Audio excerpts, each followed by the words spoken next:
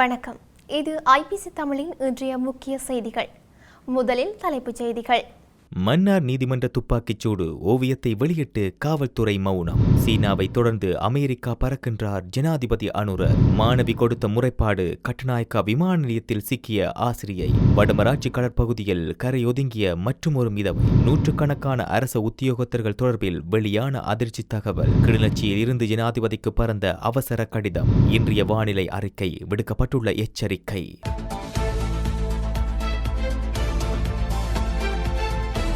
தொடர்பான விரிவான செய்திகள். மன்னார் நீதவான் நீதிமன்றத்திற்கு முன்பாக கடந்த வியாழக்கிழமை இடம்பெற்ற துப்பாக்கிச் சூட்டு சம்பவம் தொடர்பில் சந்தேக நபர் ஒருவர் நேற்று மன்னார் நடுக்குடா பகுதியில் கைது செய்யப்பட்டுள்ளார். குறித்த நபர் ராணுவத்தில் பணியாற்றிய நபர் எனவும் முன்னுக்கு பின் முரணான கருத்துக்களை தெரிவித்ததை தொடர்ந்து கைது செய்யப்பட்டு விசாரணைகளுக்கு உட்படுத்தப்பட்டார். இந்த நிலையில் மேலதிக விசாரணைகளை மேற்கொண்டு வருவதாக தெரிவிக்கப்பட்ட போதிலும் இந்த விடயம் தொடர்பிலும் கைது தொடர்பிலும் மன்னார் காவல்துறையினர் உறுதிப்படுத்தாத நிலையை காணப்படுகிறது. இதேவேளை நேற்றைய தினம் கைது நடவடிக்கைகள் இடம்பெற்ற போதிலும் அது தொடர்பில் எந்தவொரு ஊடக வெளியீட்டை மேற்கொள்ளாத காவல்துறையினர் சந்தேக நபர் தொடர்பில் தகவல் தெரிவித்தால் தெரியப்படுத்துமாறு கோரி இன்றைய தினம் சந்தேக நபர் தொடர்பான ஓவியம் ஒன்றை வெளியிட்டுள்ளனர். தொடர்ச்சியாக விசாரணைகள் குறித்து உண்மைத்தன்மையை வெளிப்படுத்தாத நிலையில் தற்போது சந்தேக நபர் என்ற அடிப்படையில் ஓவியம் ஒன்றை வெளியிட்டுள்ளமை மக்கள் மத்தியில் காவல்துறை விசாரணை தொடர்பில் சந்தேகத்தை எழுப்பியுள்ளமை குறிப்பிடத்தக்கது. ஜனாதிபதி அனுரகுமார் திசாநாயக்க தனது அடுத்த வெளிநாட்டு விஜயமாக அமெரிக்கா செல்லவுள்ளதாக விவசாய அமைச்சர் KD லால்காந்த தெரிவித்துள்ளார். அதன் பின்னர் ஜனாதிபதி ஜப்பானுக்கான உத்தியோகபூர்வ விஜயத்தை மேற்கொள்வார் என அவர் தெரிவித்துள்ளார். ஜனாதிபதியாக பதவியேற்ற பிறகு பிராந்திய வல்லரசுகளான இந்தியா மற்றும் சீனாவிற்கு விஜயம் செய்ததாகவும் அவர் குறிப்பிட்டுள்ளார்.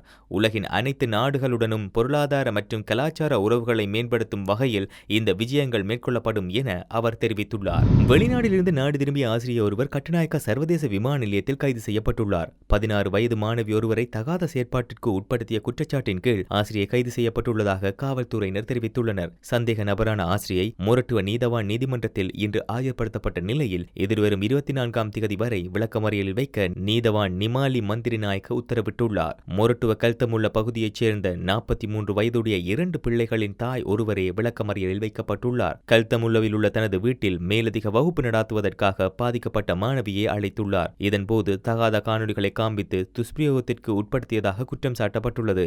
இந்த சம்பவம் தொடர்பாக பாதிக்கப்பட்ட மாணவி தனது பெற்றோருடன் சிறுவர் மற்றும் பெண்கள் வன்கொடுமை தடுப்பு பணியகத்தில் முறைப்பாடு செய்திருந்தார். அதற்கமைய ஆசிரியை விமான நிலையத்தில் வைத்து கைது செய்யப்பட்டுள்ளமை குறிப்பிடத்தக்கது.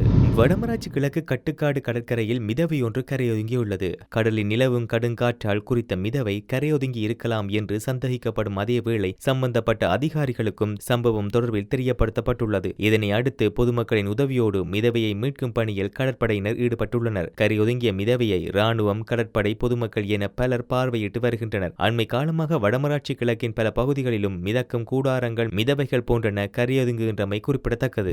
சமுர்த்தி அபிவிருத்தி திணைக்களத்தில் பணியமர்த்தப்பட்ட 363 அதிகாரிகளின் தனிப்பட்ட கோப்புகள், அவர்களின் நியமனங்களை பெறுவதற்காக சமர்ப்பித்த கல்வி சான்றிதழ்கள் போலியானவை என்பது உறுதிப்படுத்தப்பட்டுள்ளது. குறித்த விடயத்தை தேசிய கணக்காய்வு அலுவலகம் வெளியிட்ட வருடாந்த அறிக்கையில் இதனை வெளிப்படுத்தியுள்ளது. 2019ஆம் ஆண்டுக்குள் இந்த குழுவில் 77 பேர் பணிநீக்கம் செய்யப்பட்டதாகவும் சட்டத்தின்படி இழப்பீடு பெறுவதற்கான ஒப்பந்தத்தின்படி 20 பேர் சேவையை விட்டு வெளியேறியதாகவும் கணக்காய்வு அலுவலகம் தெரிவித்துள்ளது. இதன்படி மேற்கொள்ளப்பட்ட ஆய்வின்படி கம்பாந்தோட்டை மாவட்டத்தில் பணியில் இருந்து ஓய்வு பெற்ற 30 அதிகாரிகளுக்கு அவர்கள் நியமிக்கப்பட்ட நாளில் இருந்து ரூபாய் 95 மில்லியன் ஊதியம் வழங்கப்பட்டுள்ளது. அத்தோடு 2023ஆம் ஆண்டில் மாத்திரம் மொனராகலை மாவட்டத்தில் 4 அதிகாரிகளுக்கு 40 மில்லியன் ரூபாவும், கொழும்பு மற்றும் மாத்தறை மாவட்டத்தில் 17 அதிகாரிகளுக்கு 87 மில்லியன் ரூபாவும் ஊதியம் வழங்கப்பட்டுள்ளது. இந்த நிலையில் இதற்கு பொறுப்பான அதிகாரிகள் இது தொடர்பாக தேவையான நடவடிக்கைகளை எடுக்கவில்லை என்று தேசிய கணக்காய்வு அலுவலகம் சுட்டிக்காட்டியுள்ளது. மேலும் அரசு சேவை ஆணைக்குழுவின் விதிப்படி அத்தகைய அதிகாரிகளின் நியமனங்கள் கண்டுபிடிக்கப்பட்டவுடன் உடனடியாக ரத்து செய்ய வேண்டும் என்றும் அரசாங்கம் சம்பளம் மற்றும் கொடுப்பனவுகளுக்காக செலுத்தும் அனைத்து பணத்தையும் அந்த அதிகாரிகளிடமிருந்து வசூலிக்க வேண்டும் என்றும் தெரிவிக்கப்பட்டுள்ளது. கிளிநொச்சி மாவட்டத்தில் உடனடி மாற்றங்களை ஏற்படுத்தி தருமாறு தமிழ் தேசிய இளைஞர் பேரவை ஜனாதிபதிக்கு கடிதம் ஒன்றை அனுப்பி வைத்துள்ளது. குறித்த கடிதத்தில் தெரிவிக்கப்பட்டுள்ளதாவது: கிளிநொச்சி மாவட்டம் யுத்தத்தினால் நலிவடைந்து வளர்ந்து வரும் மாவட்டம் என்பது தாங்கள் அறிந்ததே. இந்த மாவட்டத்தின் நகர அபிவிருத்தியில் உடனடியாக செய்து கொடுக்க வேண்டிய விடயங்களை தங்களிடம் முன்வைக்கின்றோம். கிளிநொச்சியில் பரந்தன் சந்தி, டிப்போ சந்தி, கரடிப்போக்கு சந்தி, காக்கா கடை சந்தி மற்றும் வைத்தியசாலை முன்பாக மின்விளக்கு சமிக்கைகள் அமைக்கப்பட வேண்டிய தேவை உள்ளது. பரந்தன் முதல் பல்கலைக்கழக சந்தி வரை இருவழிப்பாதையை அமைக்க வேண்டிய தேவை உள்ளது. நகர்ப்புறங்களில் உள்ள பாதசாரி கடவைகளில் தெரு விளக்குகளை அமைத்து தர வேண்டியுள்ளது. பரந்தன் முதல் பல்கலைக்கழக சந்தி வரை தெரு விளக்குகளை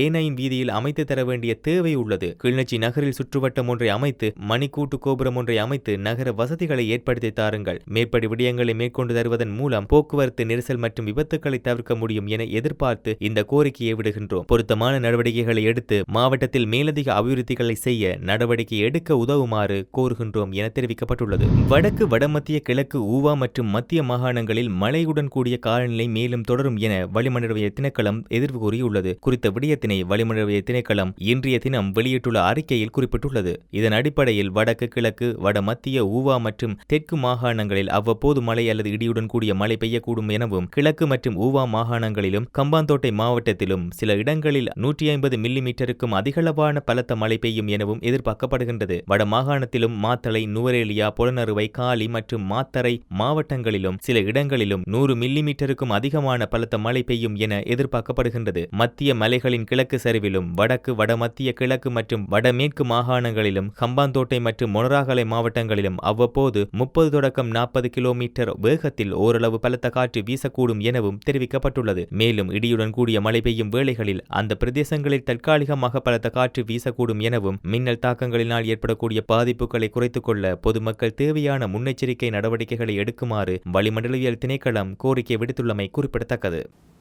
இத்துடன் இன்றைய முக்கிய செய்திகள் நிறைவடைகின்றன. தொடர்ந்தும் செய்திகளை அறிந்து கொள்ள IBC தமிழ் நியூஸ் என்ற எமது யூடியூப் பக்கத்தினூடாக இணைந்திருங்கள். நன்றி.